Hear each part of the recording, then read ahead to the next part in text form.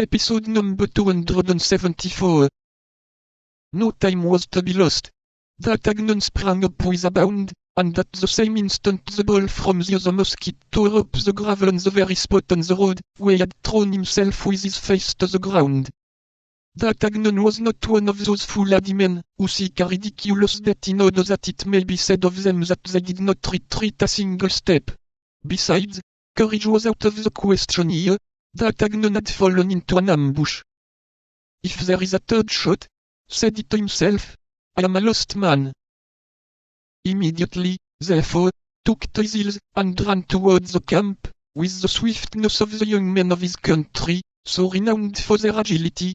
But whatever might be his speed, the first, who fired, having had time to reload, fired a second shot, and this time so well aimed that it struck his hat, and carried it 10 paces from him. As he, however, had no other hat, he picked up this as he ran, and arrived at his quarters very pale, and quite out of breath. He sat down without saying a word to anybody, and began to reflect. This event might have 3 causes. The first, and the most natural, was that it might be an ambuscade of the Rothschild, who might not be sorry to kill one of His Majesty's guards, because it would be an enemy the less, and this enemy might have a well-furnished purse in his pocket. D'Artagnan took his hat, examined the hole made by the ball, and shook his head. The ball was not a musket ball, it was an arquebus ball. The accuracy of the aim had first given him the idea that a special weapon had been employed. This could not, then, be a military ambuscade, as the ball was not of the regular caliber. This might be a kind remembrance of Monsieur the Cardinal. It may be observed that at the very moment when, thanks to the ray of the sun, he perceived the gun barrel, he was thinking with astonishment on the forbearance of his eminence with respect to him. But D'Artagnan again shook his head.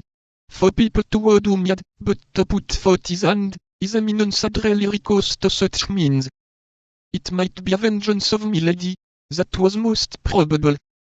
He tried in vain to remember the faces or dress of the assassins. He had escaped so rapidly that he had not had leisure to notice anything.